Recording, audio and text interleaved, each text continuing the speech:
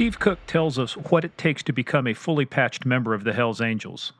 What's the process now to become to the point of where you are considered one of the boys, fully patched, wearing the vest, attending meetings? If you want to, if you make it through the process, you do what they want you to do. It comes up for a vote again. It's got to be 100% vote. And if you pass, you become a full patch.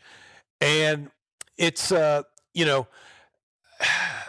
not everybody makes it. Just like in law enforcement, not everybody that goes to the police academy makes it through to be a cop. I mean, it's just the reality of it.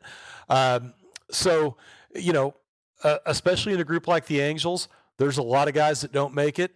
A lot of it is attitude based, just how they approach it, how they act. Welcome to Game of Crimes.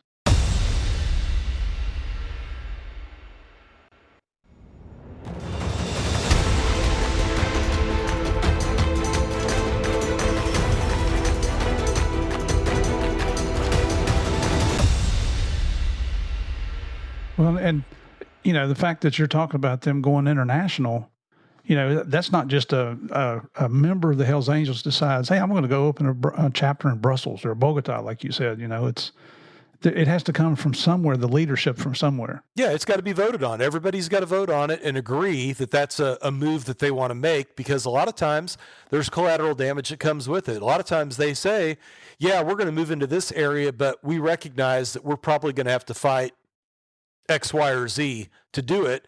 Is that something that we're willing to do? Because that doesn't, it affects us financially as an organization, but it also, it's going to take lives potentially. Yeah, well, if there's any need to do surveillance over in Brussels, I'm your guy, because there are some great Belgian beer over there I still have yet to sample. So I'm your guy for that. That place is beautiful. Oh yeah, no, it's very beautiful. That whole area, the Netherlands, so much World War II history there too. My dad was a World War II vet, so I love it when I'm over there. But let's roll back a little bit too and talk about the difference between the gangs. Is there a place that when the Hells Angels, was it an initial leadership? Was it the way that the military worked, where everybody just kind of stepped up and took a job? What made them so different than the other gangs that came later in terms of, because they've got this, you're right, they've thought of everything, trademarking things. They've got attorneys, they've got accountants. They are Crime Inc. in a sense. They have incorporated and they've learned how to do this. Can you trace back to say what was that kind of defining moment, or do you know what it was to where they ran it, they thought of it, we're going to be a biker club, but we're going to be a business first? As compared to these other ones, which they were a business, but they were a biker club first, and that's why they keep getting, all their held president days and their heads arrested?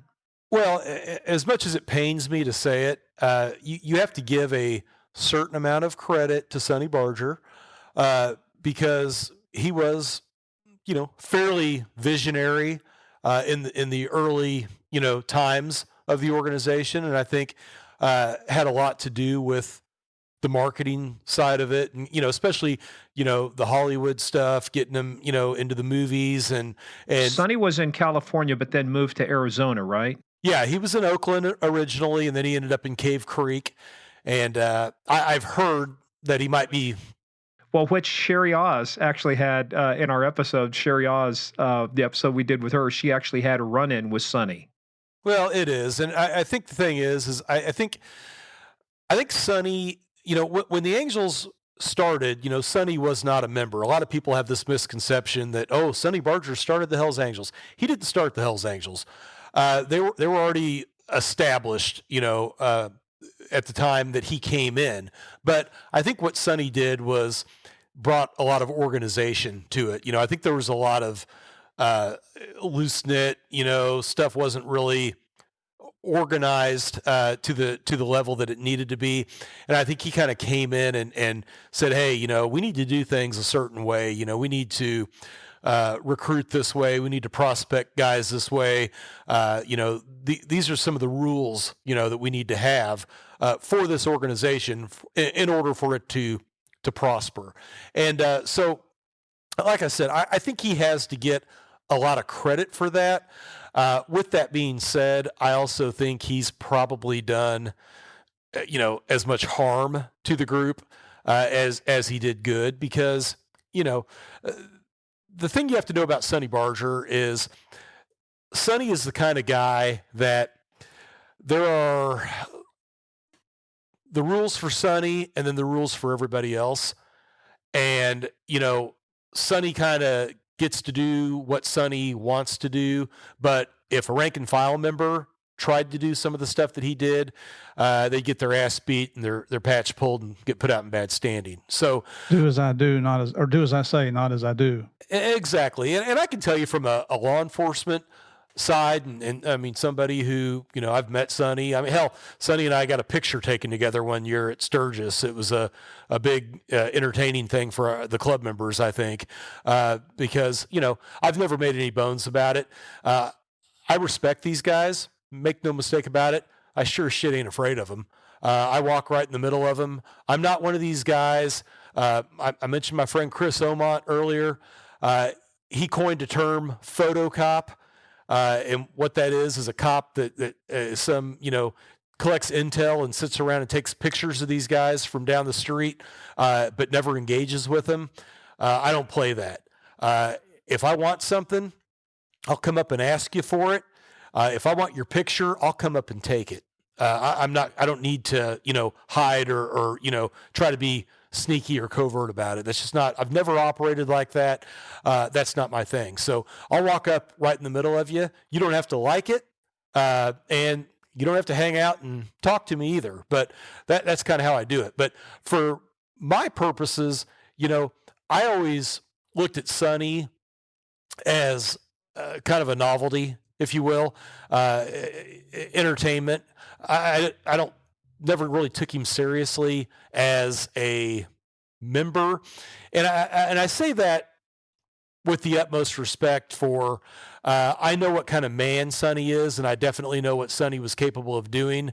But because Sonny is such an important historical figure and, from a media standpoint, he's kind of been the face of the club as far as, what the public gets to see. I knew that they were never going to get, since the time he got out of prison, I knew they weren't going to put him back in a position that he's going to get locked up, because that's not good for the club and it's not good for the image. So he was never somebody that I looked at as, oh, well, this is a guy making day-to-day decisions about what's going on. The guy that did that was George Christie. My opinion, and again, and I know George pretty damn well. Again, I got a lot of respect for George. I know that makes a lot of cops cringe when you say that, because a lot of cops have this attitude that, oh, I'm the police and you're a bad guy, or you were a bad guy. So I always have to hold that view. I look at this as a cat and mouse in a lot of regards. And you know what? Some people are good at what they do, and I've got no problem acknowledging it if you are good at what you do.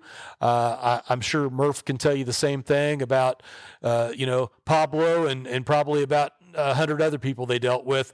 Some of these guys are worthy adversaries. They're bad guys, but they're good bad guys. They're good at it, and I don't have a problem acknowledging it.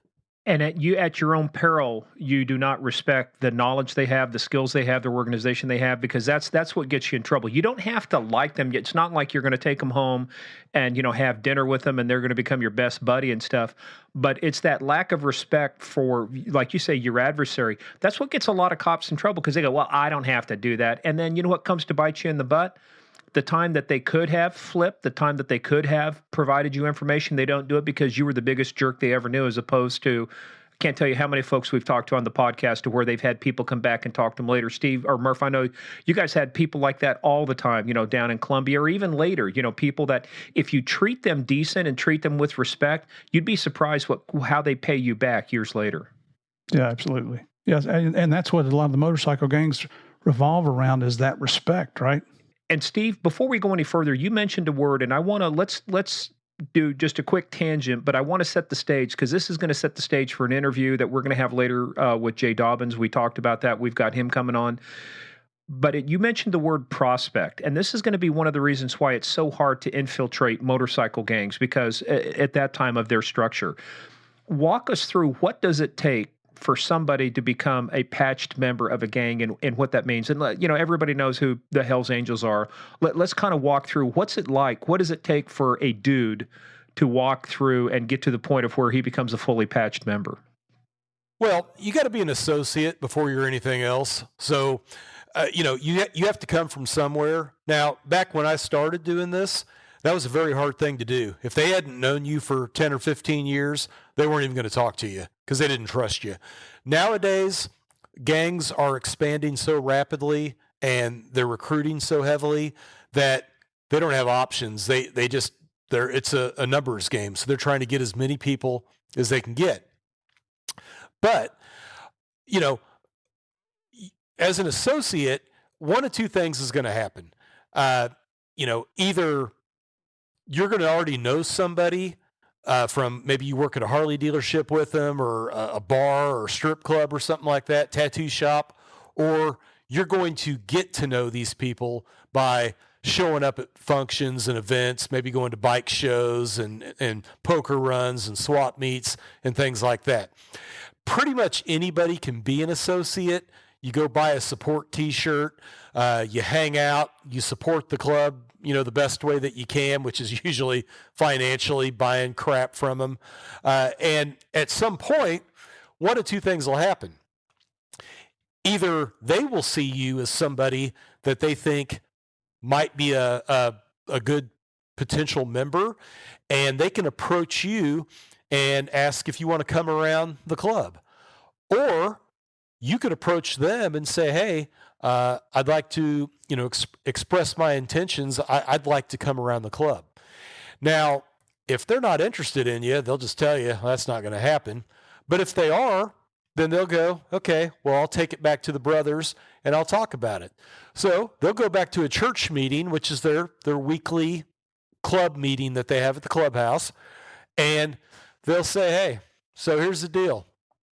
This guy Murph I know, I've worked at the Harley dealership with him for a couple of years now.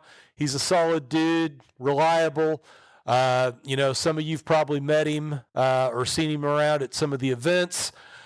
He's asked to come around the club. Does anybody have an issue with that? As long as nobody has an issue with it, then he'll be asked to be a hang-around. He'll be asked to officially come hang around the club. Now, if somebody does have an issue, they might try to talk it out, figure out what that issue is. If they can't resolve it, they can't resolve it. And that is what it is. But if he gets asked to come around the club, then he's going to be a hang-around. Usually as a hang-around, that's going to last for about 6 months. And you're going to do it's kind of like giving the club an opportunity to get to know you and giving you an opportunity to get to know the club. But you're going to do a lot of grunt work, I guess, working, tending bar, getting drinks for members, maybe standing outside the clubhouse during church meeting and guarding motorcycles, doing counter surveillance, looking for the cops, running errands, whatever kind of stuff that they need you to do. If you navigate that, you do a good job, you're reliable, they don't have any, issues with you, well, then they're going to ask you to prospect. And again, that's a 100% vote thing. Everybody in the charter has got to vote and say, yeah, we think this guy has fulfilled his, obligations as a hang-around, and we want him to prospect. Does it have to be a unanimous vote? It does. If you got somebody that's hanging it up, that can cause some issues. That's not to say that a president couldn't veto it, override it, but by and large, that's, the direction that it's got to go. As a prospect, you're going to do a lot of those same things that a hang-around does, but they're also going to do a lot of things to vet you. You're going to fill out an application. They're going to background check you. They might give you a polygraph just to make sure that you're not a cop, you're not an informant, you're not something that's going to cause them problems. It's going to, draw any heat to them or anything like that. So are they applying for the Hells Angels or a position with the federal law enforcement? Because this sounds like getting a security clearance or getting a job somewhere. Well, we got to have you come in and do a poly. We have to do a background check on you. We send out background investigators. How many push-ups and setups can you do? Yeah, the physical test. Hey, Steve, before we go too far down that line, though, you keep talking about hanging around the club. These, and I just want to be clear too. These are actual real physical locations, clubs. Are they things that because they still have to operate within the law to a certain extent, right? Are these things licensed as clubs, as private clubs, where they're legally allowed to serve alcohol, or are these things more like speakeasies or off the books? Most of them are pretty much off the books. All of them will try to find ways around. Like I know that, like the Outlaws, I think they call them, you know. Gosh, what do they call them? Outlaw bucks or something like. I can't remember the terminology that they use, but they basically will have play money that you can buy, that you can use to buy your drinks with. Well, it's still the same thing. You're still buying alcohol, but just trying to work around, laws and things like that. But most of the time, because it's the clubhouse and they're having a party, they're not really selling drinks. They're providing drinks to people. So they kind of look at it more as if you were just having a party at your house or something. Just come over to a friend's house and I give you a beer. It's more like that. So you start off as an associate, then you can hang around, and then you become a prospect. At what point? And let's take it from there. But what point is somebody allowed to start wearing a vest or start wearing anything that's affiliated with the club? As a hang around, you're going to wear a vest. At least with the Angels, they wear a rectangular bottom rocker. It's red with white lettering, and it'll say, Omaha, Denver, whatever chapter they're hanging around for. And then once they become a prospect, they'll get just the state bottom rocker. So if they're, hanging around in Missouri, for example, they'll have a Missouri bottom rocker, just to show you that they're a part of the Mo crew. So it depends, where you're geographically located. But yeah, they're all going to have something to identify them. So now you start becoming a prospect. So you associate, then hang around, and then prospect. What's the process? What's after prospect, and what do they do during that time? Here's the other thing I'm interested into. At what point do they start testing you in terms of they have you go out and commit a crime or do something to where like you got to put some real skin in the game? Well, and I think that's kind of one of the misconceptions that's out there. I've never seen, you're definitely not going to see it on paper, but I've never seen any specific scenario where you're required to go commit a felony or anything like that before they'll allow you to join. What a lot of it's just more situational, how you react to a situational occurrence. We're at a bar and a fight breaks out, or they call everybody to the clubhouse and they say, hey, the Vagos have been coming into our turf. They're hanging out at the strip club down here, and we're going to go down there and beat their ass. Now, you're obviously in for a penny, in for a pound. You're expected to go down there and participate. If you don't, that's going to pretty much tell them right there that, you're not worthy. You're not one of them. So a lot of it's just, situations that they put you in to see how you're going to respond and react. If you're going to respond, yeah. And what are some of the things that get you kicked out at the various stages, like from associate to hang around to prospect?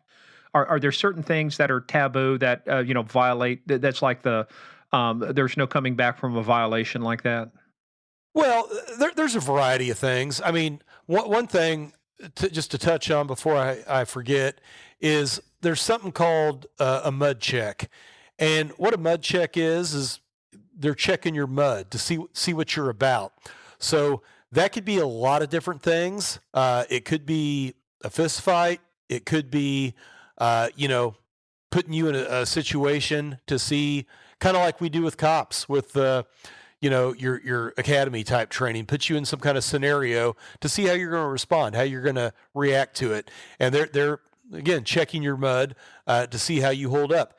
It could be something as simple as, they pull you in a room and turn the lights on you and start interrogating you about your background. Where were you born? Who are your parents? Do you have any siblings? What kind of work did you used to do?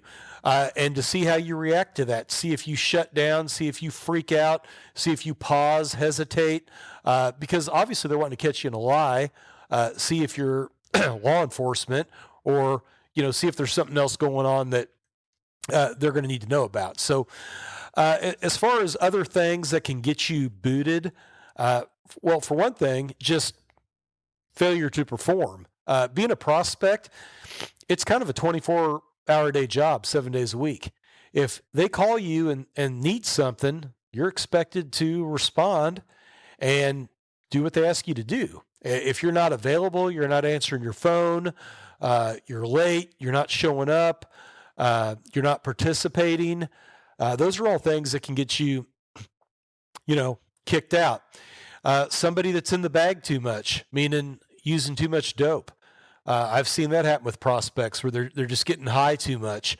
And, the one thing with the club, that's why they've got rules against using needles, is you can't be more addicted to the drug than you are to the club. The club comes first. So if your main thing is getting a needle in your arm so you can get high, you're obviously you're not singularly focused where you need to be to the organization.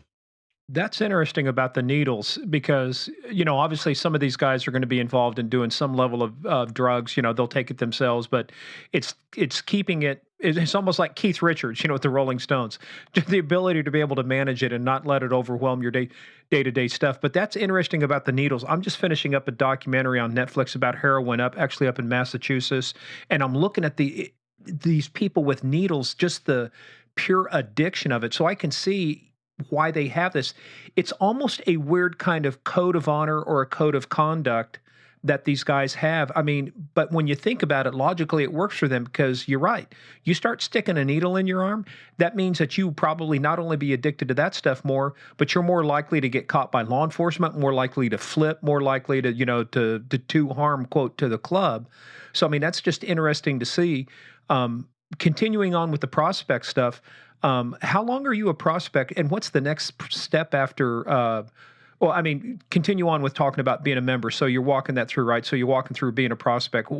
What's the next step in that, and how do they evaluate you? Is there a formal meeting? Do they vote on you? What kind of comes next? Well, a typical prospect phase, I mean, this could be different group to group, but typically it's about a year to go through that process, especially with a group like the Angels. I mean, the Hells Angels have a saying, we don't mass produce Hells Angels. We make them one member at a time.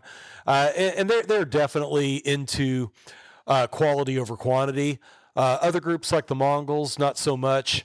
I've met Mongols that I'm pretty sure probably couldn't tie their own shoes, but it's a numbers game. They want to get guys in there and do as much as they can do. Are there dues involved or any kind of money that has to, in terms of when you're between associate and hang around and prospect? Yeah, members pay dues, whether it's weekly or monthly, depending on the organization. But yeah, you definitely have to pay dues, and that's a requirement. There's a lot of it. The thing that I find so comical about motorcycle gangs is for a bunch of individuals who claim to be nonconformist and we live life on our terms and we don't want to be like citizens, normal society. They've got more rules than anybody does. I mean, I was going to say, yeah. Hell, the Boy Scouts have fewer rules than the Hells Angels do. How much would a patch member, what would dues be a month? Is that $100? Is that $1,000? What? Again, it depends on the group, on what they pay, what size they are, what kind of, capital they're trying to build up, kind of war chest. So yeah, it really depends on the size of the organization. But I can tell you, some of the larger groups that can become quite a sizable amount, and that brings in a whole another area that you see with a lot of these organizations is the guys at the top, not unlike politicians. They get fat, they're living off the club and not really doing anything as far as to earn that money. And it kind of turns into a scam, candidly. These guys just kind of sponge off everybody else as, this person in power, so to speak. And a lot of the guys that have, I spend a lot of time dealing with former members of a lot of different bike gangs, and it's entertaining talking to a lot of them because you'll have these conversations, and when you really start breaking it down for them and the realization hits about how stupid all this is when you really get down to it, I'm like, you guys understand that you're wearing a vest with a bunch of patches on it, and you guys are fighting with other guys wearing vests with patches on it over a city or a street or, a neighborhood, whatever it is. I go, this is like stupid schoolyard bullshit that you guys are engaging in. And people are dying over it, going to prison over it. And a lot of times, you'll see the wheels turn and these guys will be like, I can't believe what an idiot I was. And I had one guy tell me, he's like, man, now that I'm not high, that I don't use anymore, he goes, I look back and I think, oh, what a douche I was. I mean, he goes, really? He goes, I used to ride around and puff my chest out when I went places, walk in like a rooster, like I was some badass. And he goes, it's amazing someone didn't just knock the shit out of me. But he goes, because I always had 6 or 7 guys with me. And he goes, I'm not tough. He goes, that's the craziest thing about it. He goes, I'm not tough at all. He goes, I don't even like to fight. And, but he goes, I would prance around. Oh, I'm in a bike gang. I'm a bandito. And he goes, it's just stupid. And he goes, I look back at it now and I'm like, thank God I got uninvolved in this because otherwise I'd still be wasting life, wasting time. Jeez. Oh, if the public only knew. So going from prospect, walk us through now. What's the process now to become to the point of where you are considered one of the boys, fully patched, wearing the vest, attending meetings? If you make it through the process, you do what they want you to do. It comes up for a vote again. It's got to be 100% vote. And if you pass, you become a full patch. And it's, not everybody makes it. Just like in law enforcement, not everybody that goes to the police academy makes it through to be a cop. I mean, it's just the reality of it. Especially in a group like the Angels, there's a lot of guys that don't make it. A lot of it is attitude based, just how they approach it, how they act. Some of these guys, and I've experienced this personally on more than one occasion of, dealing with prospects on a traffic stop and they want to act a fool with you. And I just kind of chuckle it off and immediately will go to the full patch member who's in charge and say, hey, your prospect over there, and I'll point at him. Would you like to deal with him or would you like me to? And they'll always just like, no, hey, Cook, I got it. I'll handle it. And I've had him go and chew these guys' ass in front of me, and you can already tell. You're like, well, that guy's sealed his fate. He's done. For one thing, they're probably going to beat his ass when they get where they're going because he delayed the traffic stop an additional 15 minutes just by being a clown. And this probably isn't the first time, that he's acted out. And so you can kind of tell, which direction this is going to go. Well, and the last thing you want is unwarranted and unnecessary attention, on the gang, especially if you're going to get a ticket, take the ticket, move along, right? Hey, so Steve, let's kind of bring this part to an end, but the final question is, from the time they start being an associate till the time they are voted in as a fully patched member, what's an average? I don't know if if there's an average, but is there an average time? Because like you talked about, even to become an associate, you got to vet these guys. Like, I've known this guy for 2 or 3 years. What kind of time frame are we talking about here? Well, I mean, if you just want to look at the hang around prospect phase, you're probably looking at 1.5 years, just for that stage. And make no mistake, this is intentional. They do this for more reasons than just, seeing what kind of member this guy's going to be. They know that from a law enforcement standpoint, the maximum you're going to leave somebody undercover is 1.5 years. It's just not good for you to leave people in. Anybody can tell you that psychologically, to leave somebody in something 3, 4, 5 years. They know that. They're not dumb. So the longer they can drag this out, the better off they are, and it mitigates the damage done. If they drag a guy out 1.5 years by that time, the agency's pretty much about ready to shut this thing down. You mentioned Jay Bird earlier, Jay Dobbins. That's exactly what happened. He was about at that stage, a year and a half, something like that, and the agency was ready to be done with it because they thought, oh, we've done this too long. But while I'm on the topic, I think it warrants saying, and this isn't coming from Jay, this isn't coming from some other cop, this is coming from an expert, which I consider myself to be. I don't use the term lightly. Jay Dobbins became a Hells Angel. The Hells Angels can say he didn't all they want. Sonny can say, oh, it never happened. I'm here to tell you, Jay Dobbins patched into the Hells Angels. He may not have had a formal ceremony. He may not have got to go to the World Run up in Laconia and have the formal swearing in, if you will, as a full patch member. But he patched in the club. I got that from guys I know that were in the club that acknowledged, they're like, hey, I can't lie about it. Yeah, he got over. he beat us. He got over on us.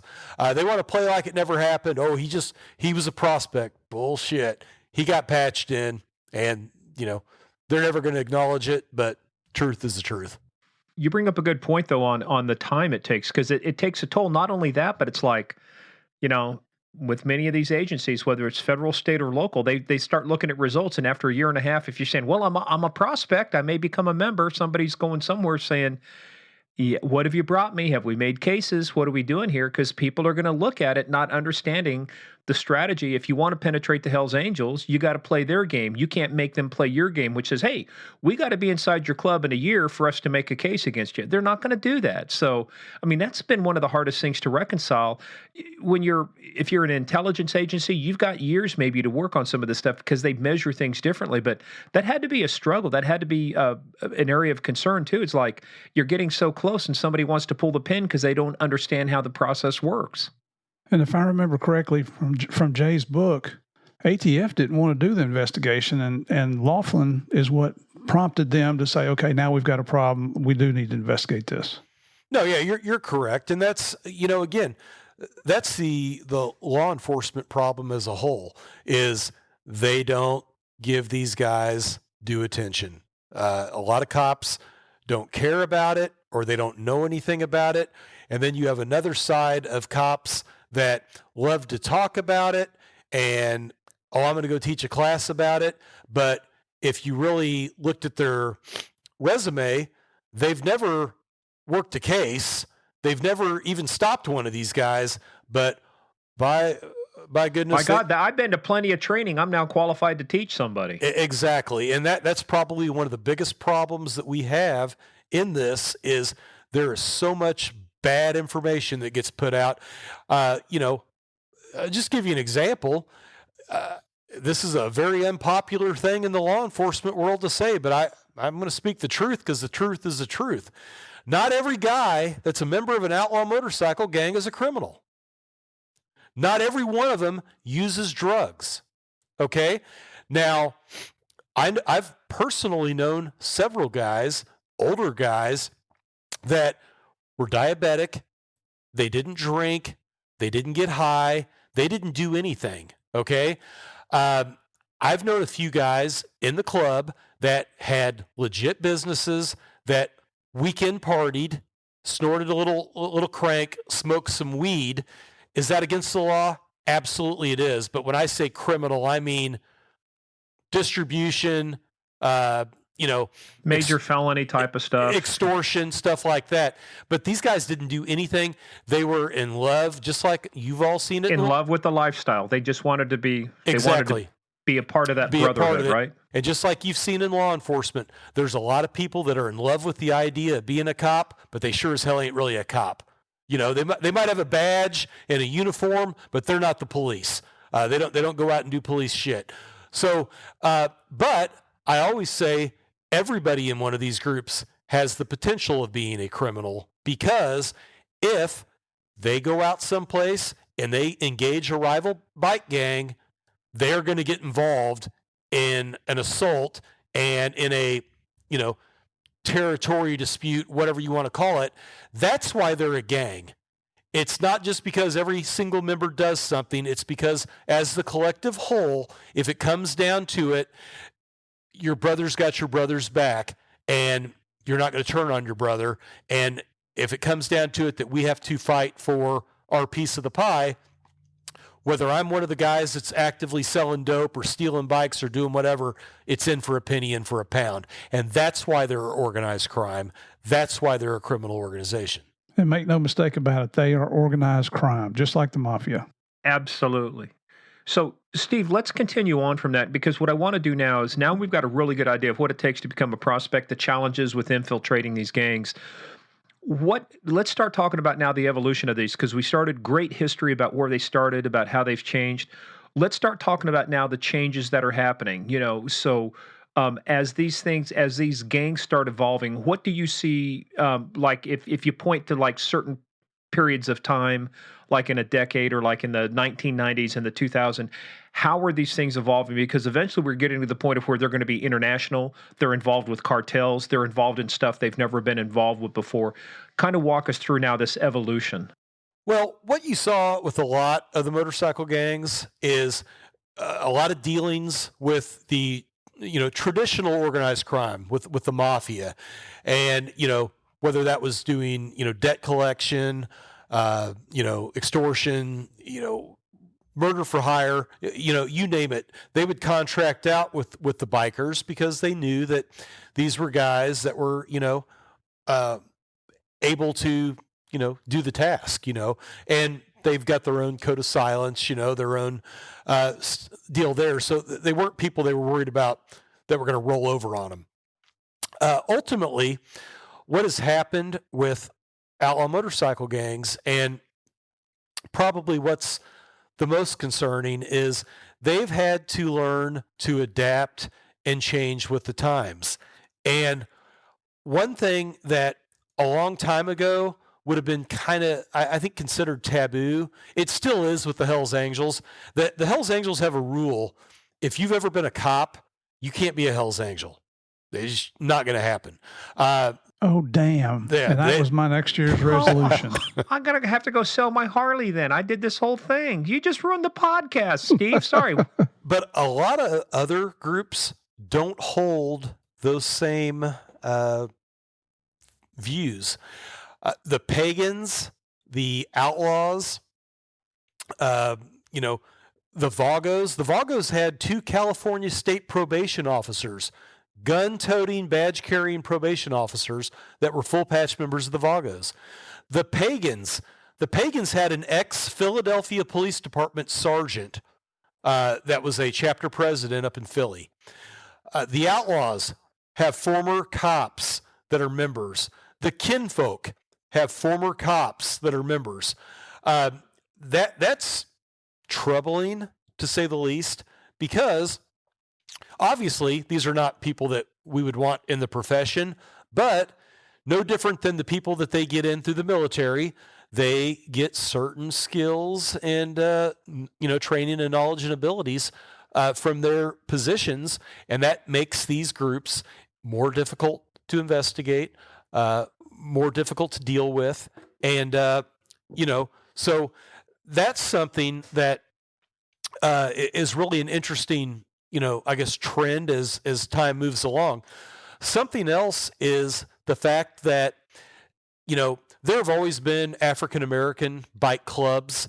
There's always even been interaction between the two. I mean, the Hells Angels way back in the, probably the 60s, the East Bay Dragons, Sonny Barger, he had a good relationship with them. They were a respected club.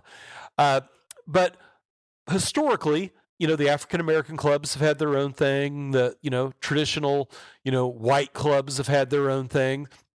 But we're now seeing it a lot more common that these groups will party with, African American clubs. They will have support clubs that they'll bring African American members into. And some of these groups, like, the kinfolk, for example, they were bringing African American members into their club. So that's something that was kind of unique. And overseas, it is very common to see in groups like the Banditos, the Outlaws, the Mongols, to see members that are, uh, Middle Eastern, very, dark complected, that, historically maybe over here might be viewed as, that's on the line. This isn't somebody that, we can let in the club. And now it's become commonplace. The Hells Angels, for example, have been on a major push in the Middle East. They've got a chapter in Egypt. At least one, they may have two at this point. I know they have actually, I believe they do. They have a Red Sea chapter, and I think they have a Nomads chapter over there. They've got. Do they ride camels instead of motorcycles? What do they do over there? It's funny that you ask, because I've got a friend who is a savant on motorcycle gangs, because he was in them. A cat named Ed Winterhalter, they call him Connecticut Ed. He used to be a national officer for the Banditos, and he was telling me that the culture in the Middle East right now is basically what it was here in the U.S. back in the 70s. Like that's where people are at with this whole biker lifestyle, and, building custom bikes and choppers and things like that. And, so I find that interesting. And he's a guy that would know. Like I say, I got to know him over the years, both, in the club and out of the club. And he's, a guy that does a lot of media, a lot of, TV and things like that, but he makes it his business to know what goes on in the world as far as, trends. He's more, what's the term I'm looking for? Probably a true motorcycle enthusiast, as far as not just the club life, but just the biker lifestyle, I guess. A person who's a student of the lifestyle of bikers. So when someone like that tells you that, hey, they're in a 1970s era in the Middle East, that's very intriguing, because that kind of shows you the path that they're going to take and ultimately where they're going to head up. And you've already got groups, the Banditos are established in Dubai. The Hells Angels have, a support club in Dubai. There is a lot of money over there, obviously. And so that's the big push right now. If you'd have told me 20 years ago that you'd have full patch Hells Angels in Turkey, I'd have laughed at you. But they've got a lot of them. They've got... When we did our pre-call with you, I was shocked to hear all this. I had no idea that they were going international. I mean, you'd heard here and there were biker clubs, especially in Australia. I'd heard about those before, but to go to the Middle East, where they are so strict on their laws, especially when it comes to crime and drug offenses, I'm just really shocked. You said Saudi Arabia, they were there, and we hear about, the severe punishment the criminals receive there. I've been over to the UAE many, many, many times. That country's about 5.5 million. 75% of the people, maybe even more, are expats. They're not Emiratis. I mean, and so you've got this huge influx of people that come in. There's been a huge boom in Abu Dhabi and Dubai. There's been a lot of building and stuff going on. So you've got all these influx of people and workers and stuff. I could see how they could kind of fly under the radar in some of those places, Turkey, places like that, been there as well. It's interesting because it is culturally different. So I wonder, how culturally they've had to adapt. What is the message? What's the selling point to join the gang when you're in the Middle East versus out of California? We get it. We get that lifestyle, but I'm wondering what their messaging is, how they're marketing it. Well, I think it's like anything else. I think it's the American dream.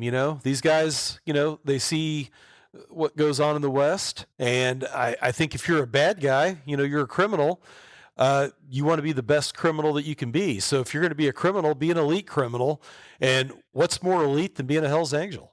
And I don't say that, lightly. you can say what you want about the mob, and the traditional Italian mafia had their time, and sure, they're still around, and they're still doing things, but on the level of span of influence, nobody touches the Hells Angels. They're worldwide. They're all over the U.S., Canada, Central America, South America, in Africa, all over the Middle East, Southeast Asia. I mean, Russia, they've got a huge presence in Russia. They've actually got contacts all the way directly up with Putin. There's a bike gang in Russia called the Night Wolves. And when the Hells Angels came into Russia, they kind of cherry-picked that gang, took the best of the best out of it. The guy who's the head of the Night Wolves, him and Putin are very close friends. They ride motorcycles together. Putin has attended events before. This guy's been at their, whatever you want to call the palace, if you will. He's also very tight with the premier over in Serbia. So, these guys, they're entrenched, and they have powerful friends and allies, and they use that to exploit and to continue to, conduct the business that they do. Well, we've got some friends in various places that are much more in the know than we are. And Morgan more so than I, but everybody that knows says Putin's no more than the biggest organized criminal in Russia. Yeah. Oh man, nothing happens in Russia without the implicit approval of Vladimir Putin, Tavarish. So no Peruska yet. But hey, I want to ask you one question before. What'd you say? It means bite me, right? No, it doesn't. Очень приятно, товарищ. One thing I want to ask you before we get too far down, you were talking about Connecticut Ed. He got out of the gang. I'm interested. It's like in some things like La Cosa Nostra, you're just talking about organized crime. There's really no leaving the family. There's no leaving stuff. You got to buy your way out or you got to do certain things. But there's really no leaving. How do you leave a gang? How do you leave a motorcycle gang? Well, the fortunate thing right now is that they've gotten so big that it's hard to keep track of everything and everybody. And are there guys that leave that, get tuned up or have some, issues? Absolutely. A lot of it's in how you leave if you do it the right way. And doing it the right way would be approaching the membership and telling them that you need to take a leave of absence, whether it be for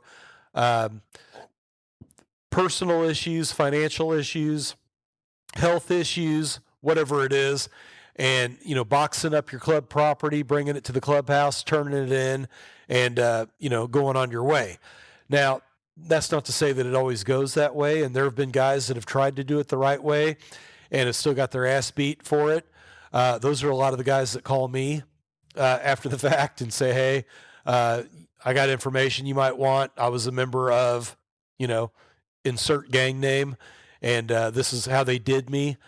I think the big thing is a lot of these guys realize is the illusion of brotherhood is just that. It's an illusion. It really doesn't exist. It did at one time, probably from the 40s through the 70s.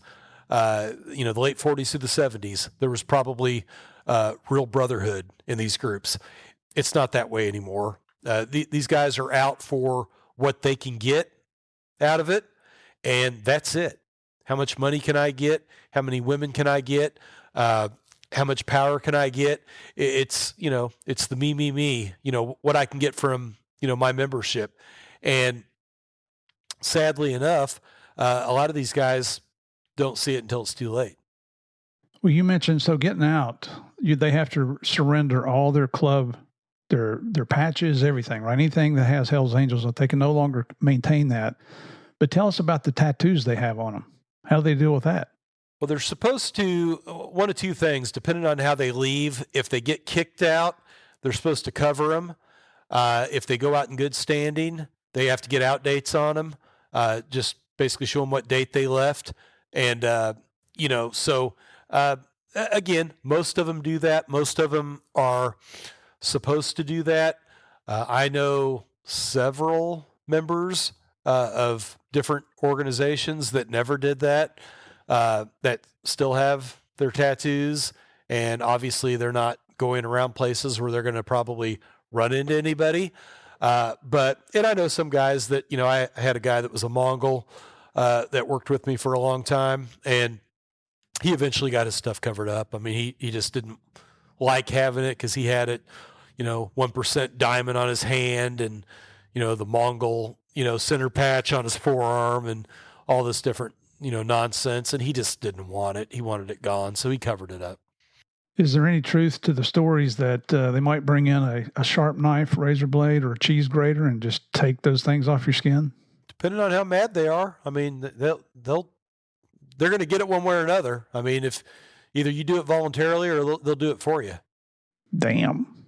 That's why I got no tattoos anywhere. You can't take off what you don't have. So Steve, there's a lot of, obviously major gangs and minor gangs, but out of the major gangs, let's set Hell's Angels aside. They're kind of a separate category. Which of the major gangs worry you the most about them being the most violent? If we're talking gangs, I would be thinking like, who's the version of MS-13 that are just plain violent, killing machines? Who are the ones you worry about kind of in that spectrum?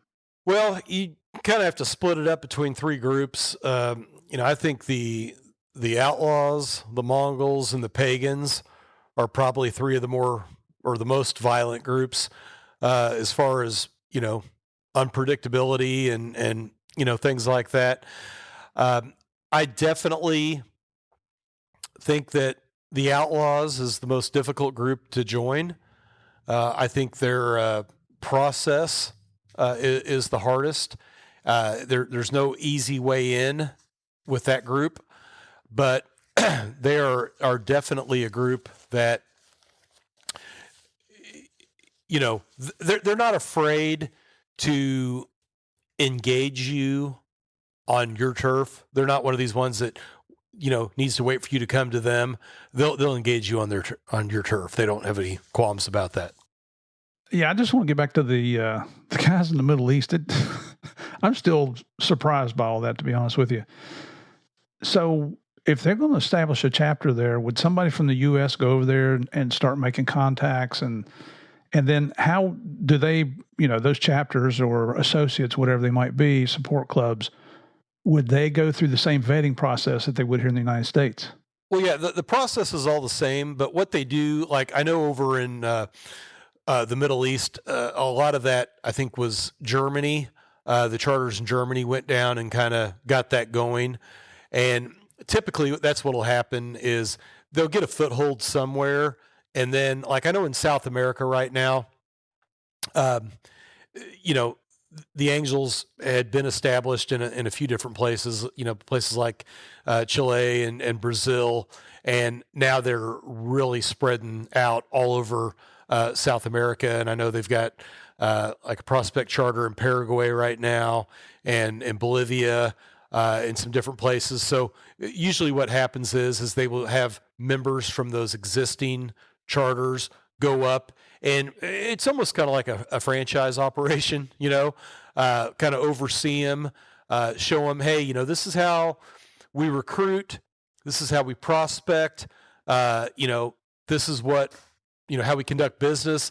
This is how we deal with people that violate, the club rules and things like that. So they can kind of get them up to speed on the day-to-day. But you had, during our pre-call, you'd expressed some concerns about their vetting processes.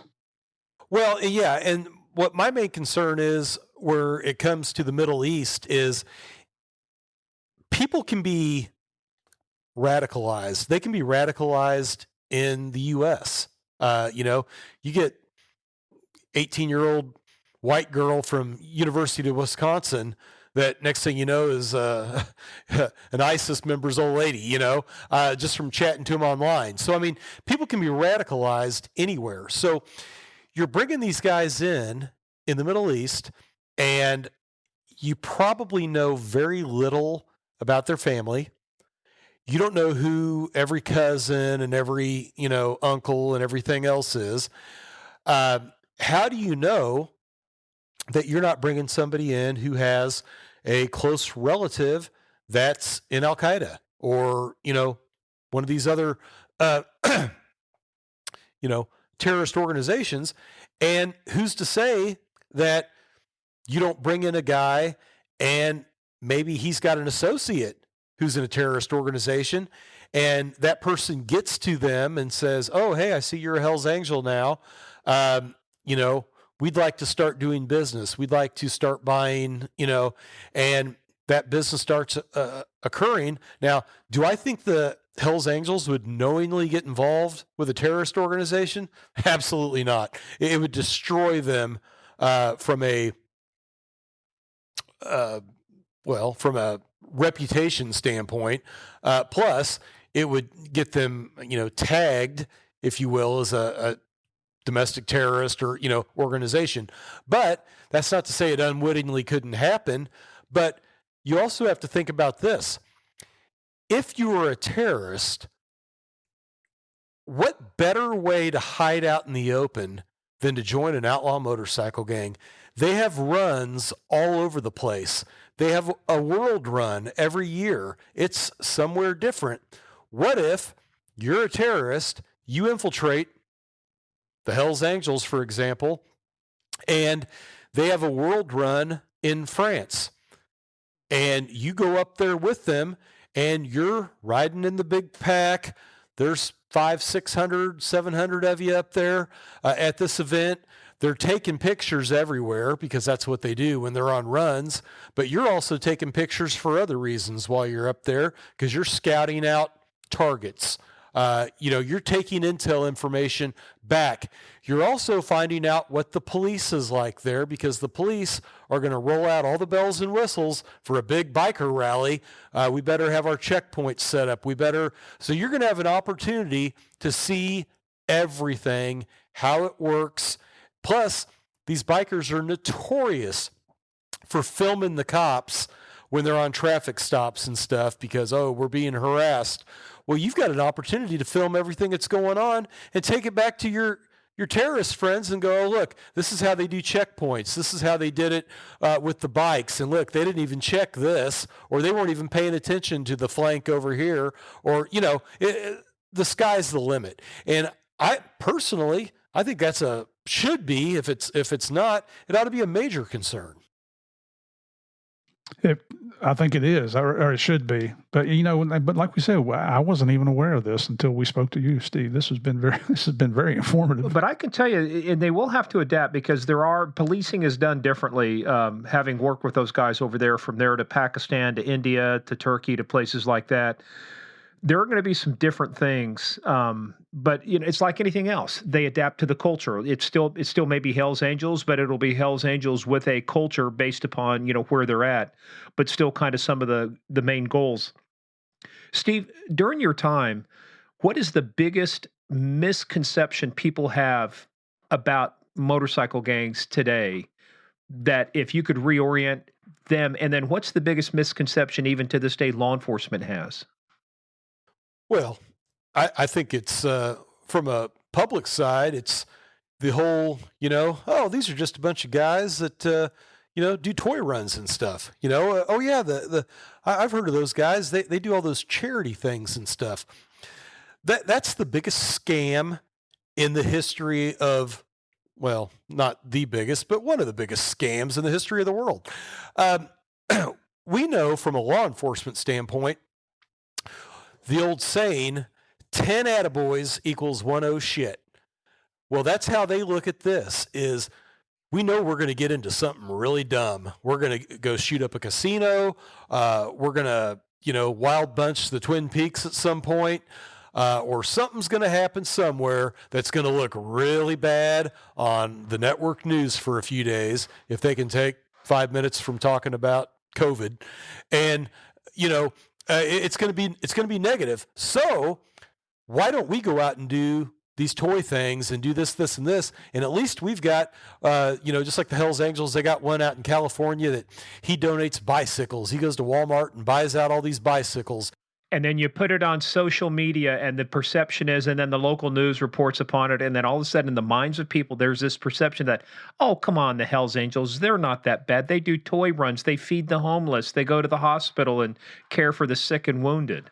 Yeah, these are nice guys. The cops are picking on them, and for no reason. They're not really doing anything wrong, and that's unfortunately, and I see it all the time. I will see these guys will have events at places and stuff like that.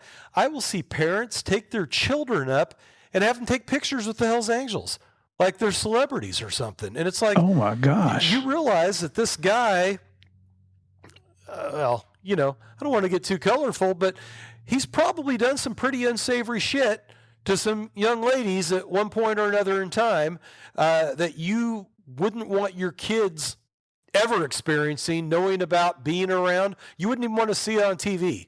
It's the lifestyle. It's what these guys do. So I think from a public standpoint is, it's the head in the sand. We would not allow, at least I would hope we wouldn't, but the way the world is, who knows? But I would like to think that we wouldn't allow Hamas to set up a building at the corner of 3rd and Main that says Hamas on the side of it and run around with jackets on that said Hamas on it, and we just let that be business as usual.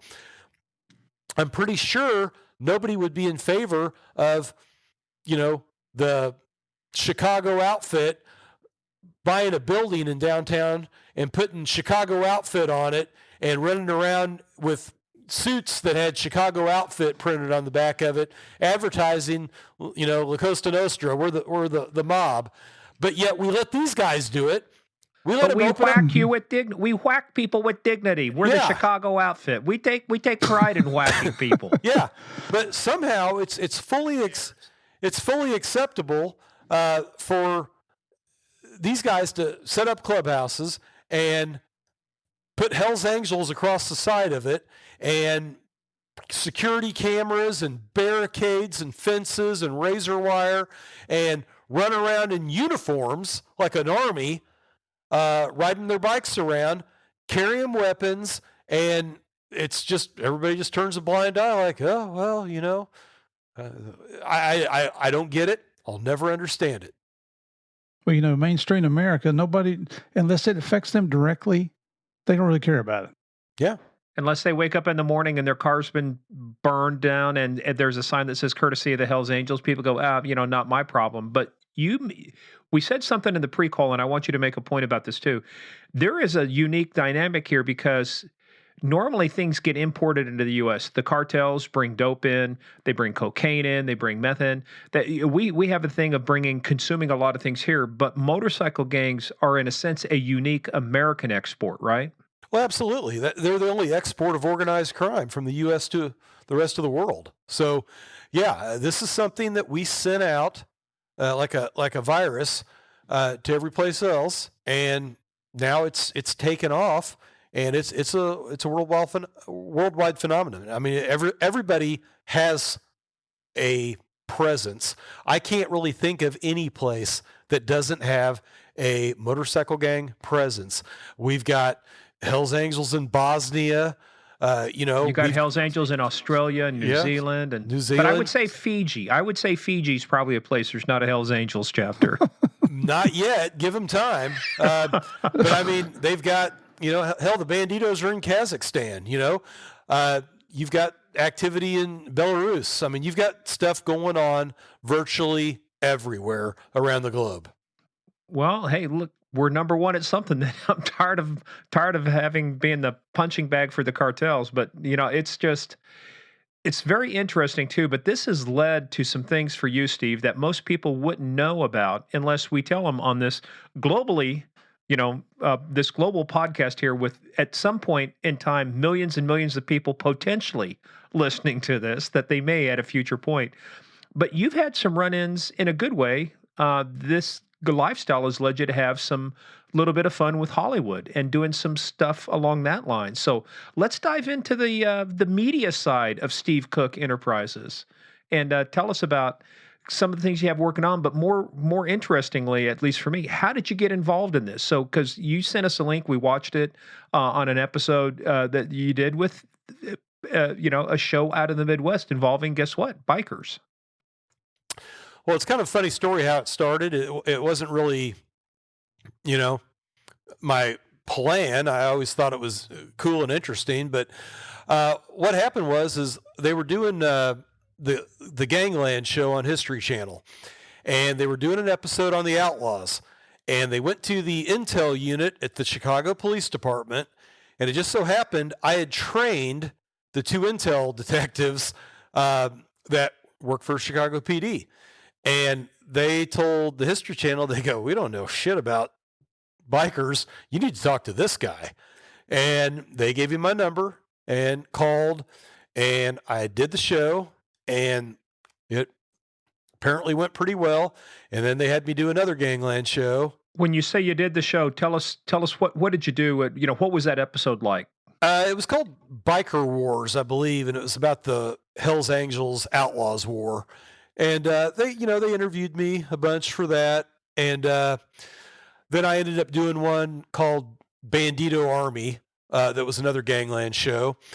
And ultimately, they did a show called Beware the Goose, which was on the Galloping Goose, which was specifically on a case that I'd worked. And it was I think the one and only time that Gangland ever did a case-specific show on something. And so, I started doing that, and I just started picking up, other deals. And I did a couple of episodes of a show called Gangsters, America's Most Evil, that was on Biography. And I did one on Taco Bowman, that was the Outlaws International president.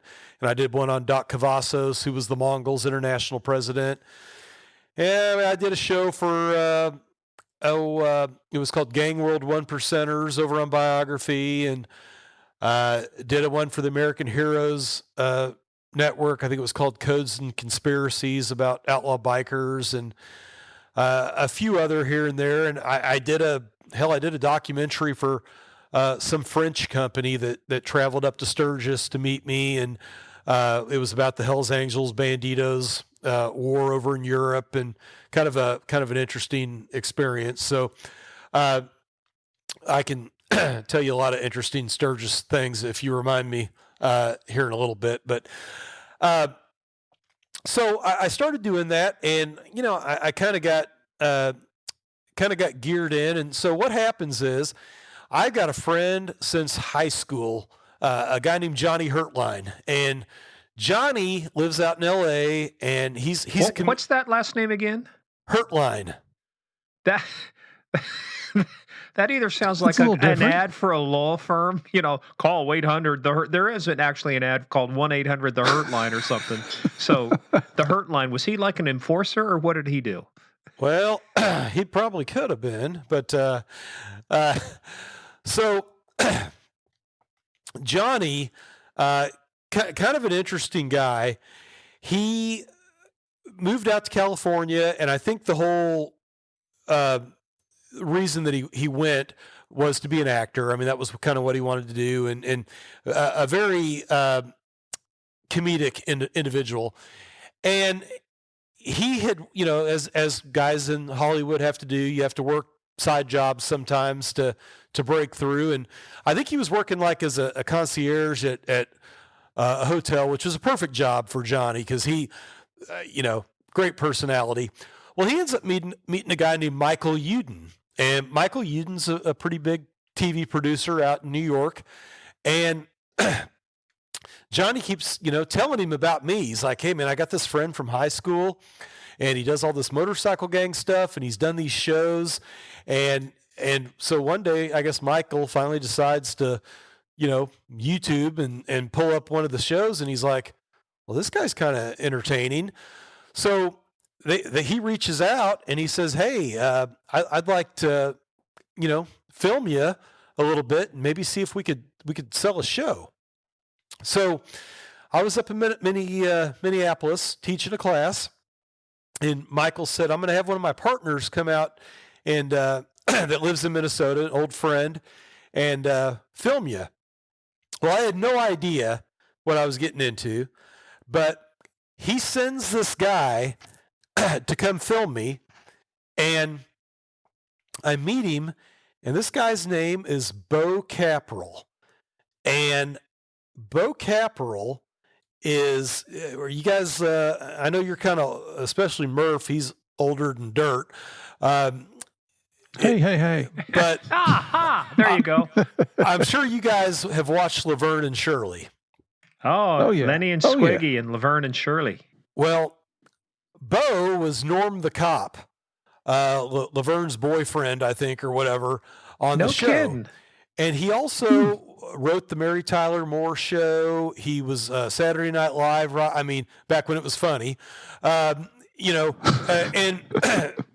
like had done all this really cool stuff. I mean, he's just a real Hollywood dude, but a down to earth dude. So I meet Bo. He films me, and he's like, "Dude, you're great." He goes, "You need to be on TV." He goes, "I'm telling you, you're really good." So make some trips out to New York, go out to Times Square. We take some meetings, have some good conversations. Nothing really as it is in Hollywood. I'm sure both of you guys know that. There's a lot of lip service out there. A lot of, yeah. oh yeah, we're in, and then they're out. So that went on for a while, and so pretty soon, I just start working with Bo exclusively. And Bo's like, we gotta get a show. We gotta find a show. So we come up kind of with a show concept, and it's a show that turns out to be called Outlaw Country. And basically, what it was is it was a small town in rural Midwest America that a gang of biker types is terrorizing, and this specialized law enforcement task force, comes in to combat it. It's reality. And as I don't have to tell you what reality TV is it's the people are real. That doesn't mean everything that happens is real, but that's reality TV. It's an unscripted, scripted reality show. Yeah. Yeah. So ultimately what happens is we get linked up with a company called Bischoff Hervey Entertainment. Eric Bischoff, a legend in the professional wrestling world with World Wrestling Entertainment, and a really all-around pretty great guy. It's mainly, I think, his company, but he's partnered with a guy named Jason Hervey. Now, Jason Hervey is the guy that played, Wayne on the Wonder Years.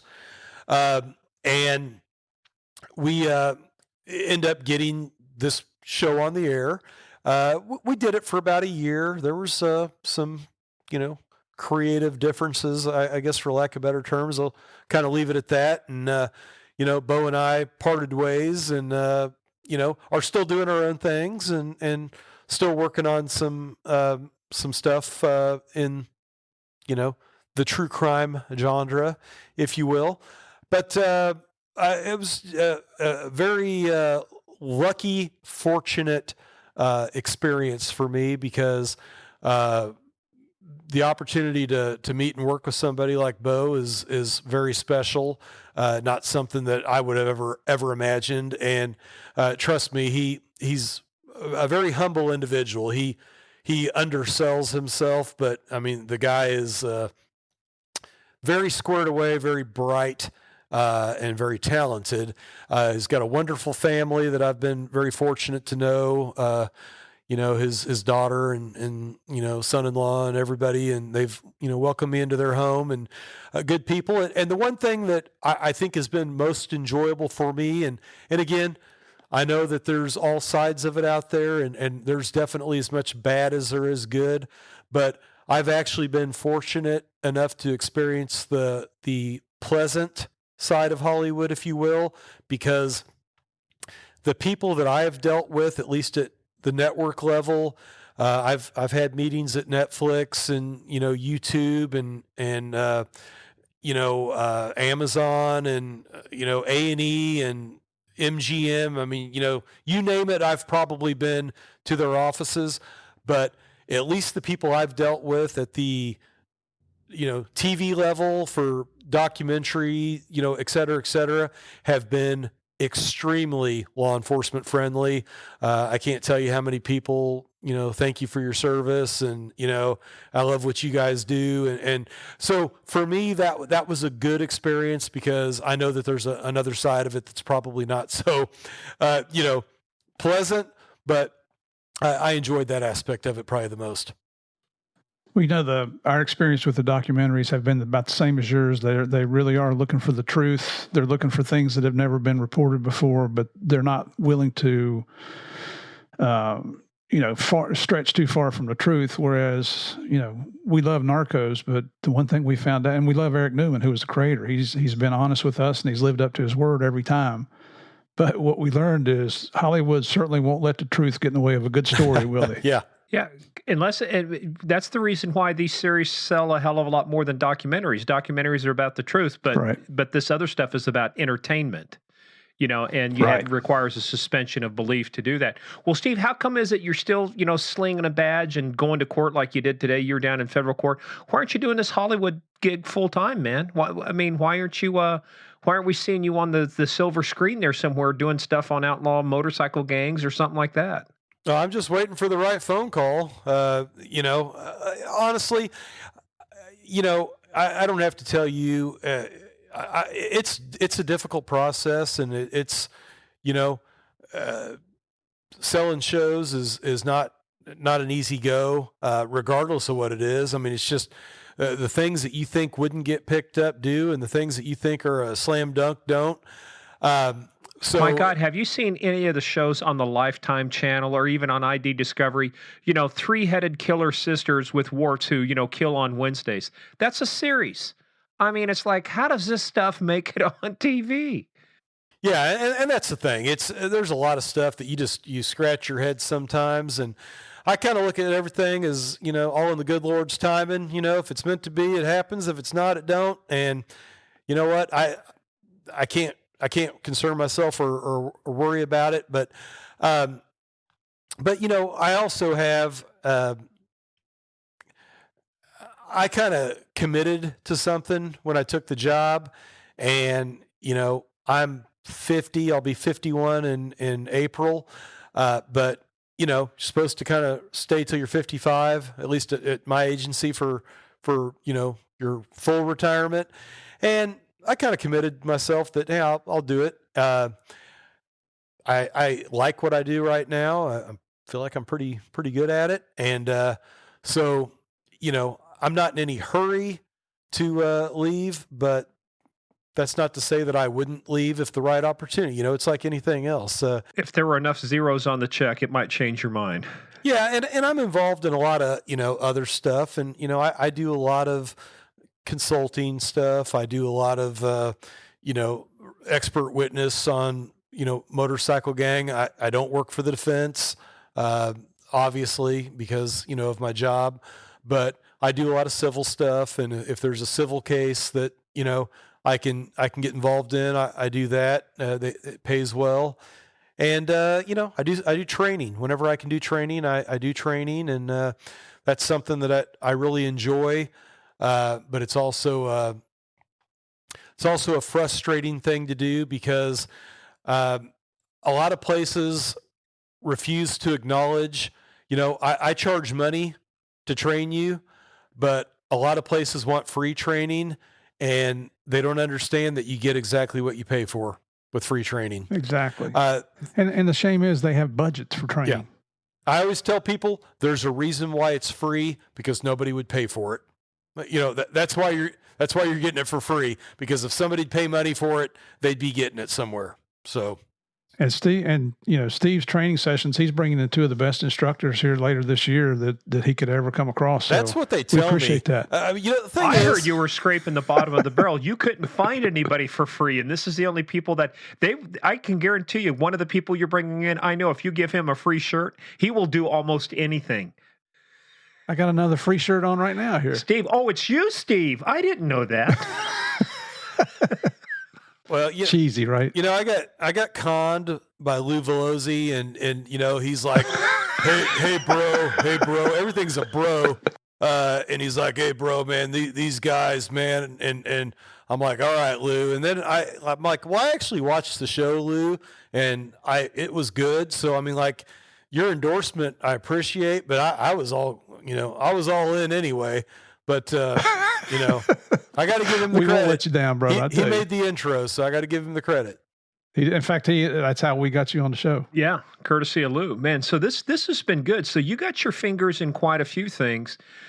If you woke up tomorrow and you could only do one thing for the next 5 years, what would it be? If I could just do one thing, I'd work bikers.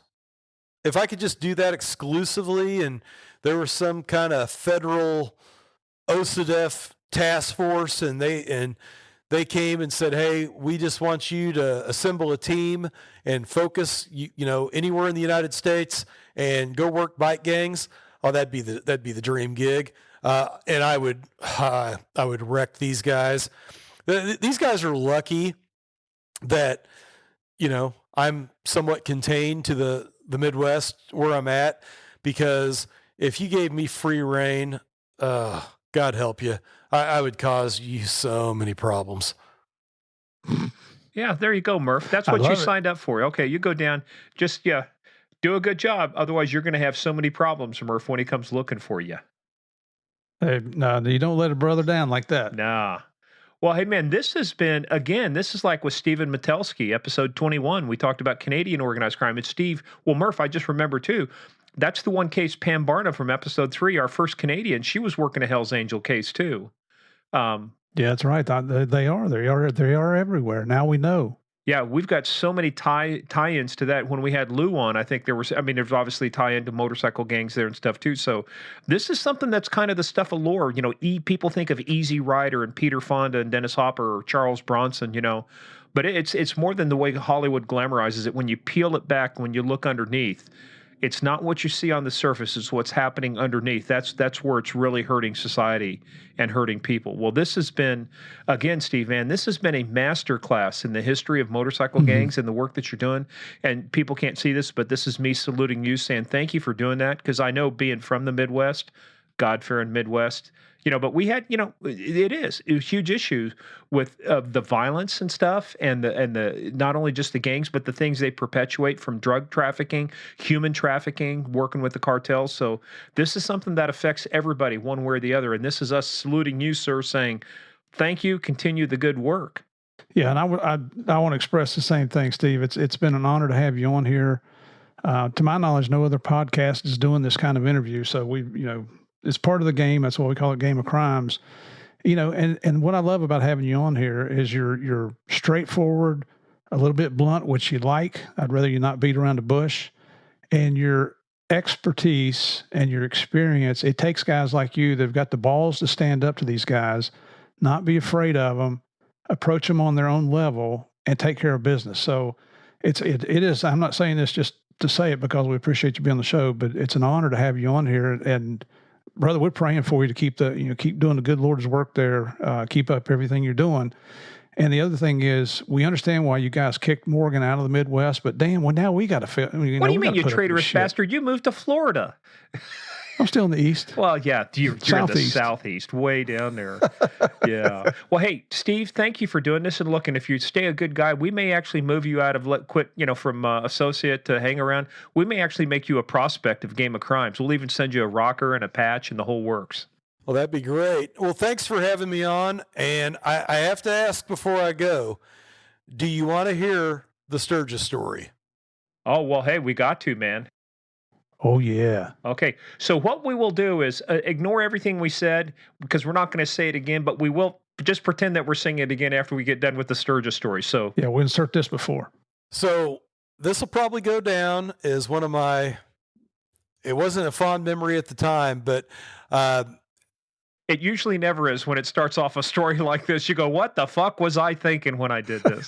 So about a week before Sturgis, I had a official law enforcement contact with some members of the Sons of Silence alongside I-70.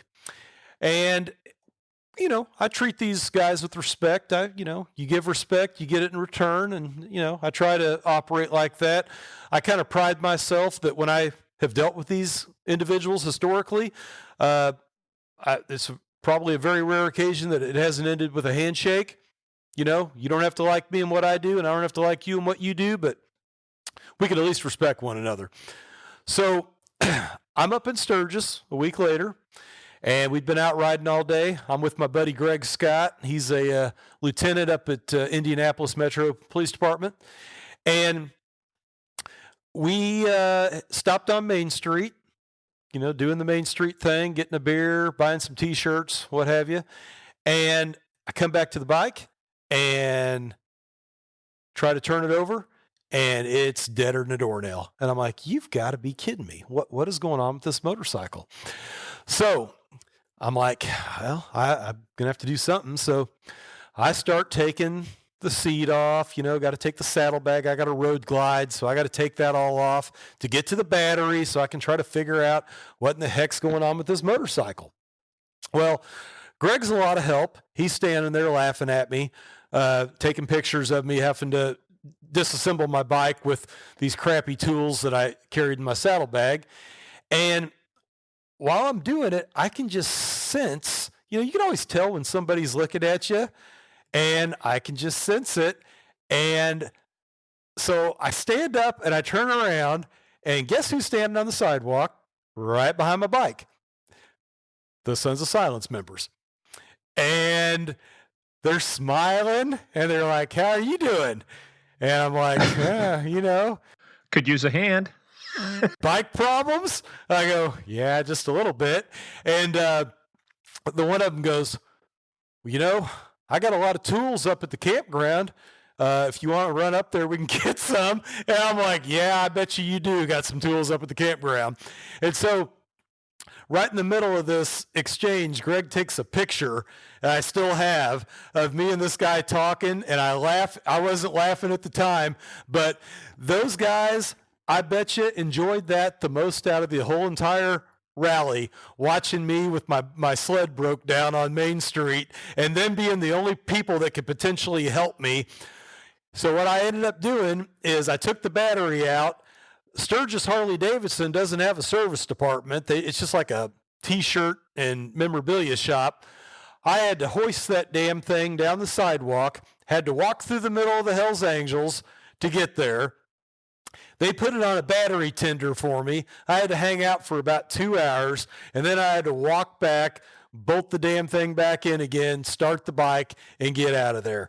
I will never forget that as long as I live, and I'm sure those guys probably won't either, but I just thought of all the luck, and then I thought to myself, well, I'm sure glad I was at least nice to him when I dealt with him, because this could have probably went a whole different direction than it did, but it was probably one of the most ironic experiences I've ever had. Oh, that could have been a knife in the back when you were working on your bike there. And that goes back to what I said earlier. Why do you respect these folks? Because you never know when you're going to run into them again. Instead of years later, you were just more like a few days later. Yeah. Well, and every time they see a show that you're on or your name comes up, they're going, remember the time, There's the time. Guy. That's the guy. I had a group of banditos one time ask to take a group picture with me when we had them stopped. And he's like, you're the guy that did our Gangland show. And I'm like, yeah, we're not taking a picture. Wow. Yeah. We're good. That was my twin brother.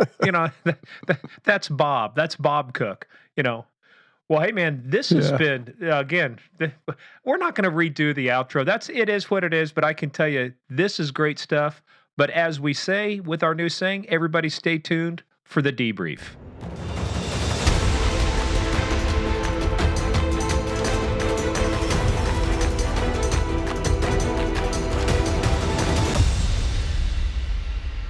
What I tell you, man, I took notes. Class is in session. And I'll tell you, I never dealt with motorcycle gangs to the extent Steve did. We dealt with them during Sturgis. They would be coming through Kansas, the Banditos, folks like that. But I tell you, the most interesting thing I think I learned is learning the actual origin of the 1%ers, because I always thought it was about who's the 1%, the biggest, baddest criminals. No, it goes back to the American the AMA, not the American Medical Association, but the Yeah. American Motorcycle Association. And 99% are good, but 1% are troublemakers. And I didn't that just that little nugget right there. I mean, that put a lot in perspective. It did. I was unaware of that as well. I thought to be a one percenter, I thought you had to murder somebody or participate in some special crime. So that was very knowledgeable. We found out who the creator is of the the current motorcycle gang back in the beginning.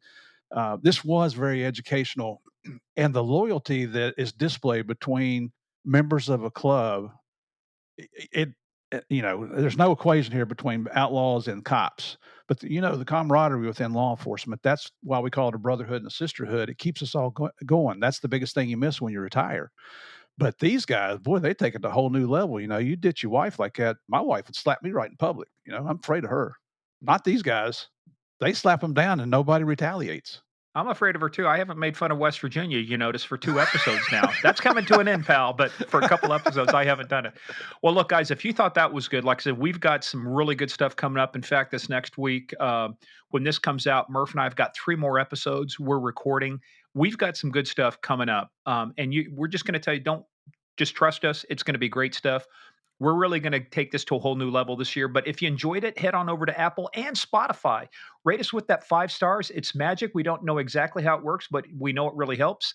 Head on over to gameofcrimespodcast.com for more info about the show. And remember, we've got our new book list. As we have guests come on, we're going to be adding their books to the list. And with the link to Amazon, you can go buy it, or you can go buy it anywhere. We just put the link in there to make it easier. But head on over there. Also, head on over to patreon.com/Game of Crimes, man. I'm telling you, we've got great stuff out there. And we're going to put out some teasers too. We're going to put out some snippets of some of our episodes that we've done on there too. But I'm telling you, we put a lot of effort into this, and we really appreciate the same thing, the camaraderie, the loyalty we get from folks out there. Follow us on social media at Game of Crimes on Twitter, at Game of Crimes Podcast on Facebook and the Instagram, paypal.com. Use our email, gameofcrimespodcast@gmail.com, or paypal.me/Game of Crimes. Whatever makes it easier for you to support the show and bring you even more exciting content.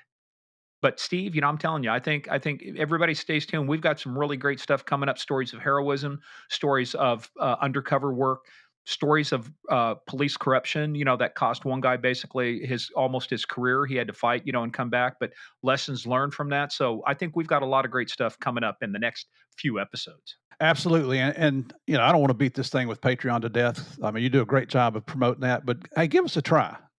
Come on for 1 month, listen to some of our content. If you don't like it, then back out. If you do, then maybe consider moving on up. But that's what helps keep us going right here. And to be quite honest with you there, what we do isn't for free. So we need all the help we can get. And we appreciate everything you're doing for us. So continue to come in. It's like Morgan says, share with, what is it? You listen to one, share one, tell one. Yeah. Share one, tell one. So Share one. Share one, tell one. Or I can't speak this morning. Yeah, we may have some exciting news coming up later in the year. So we can't tell you about any of that right now, but you never know what's going to happen with Game of Crimes here. So stay tuned. Yeah, stay tuned, folks. And thank you once again for playing the biggest, baddest, most dangerous game of all, the Game of Crimes.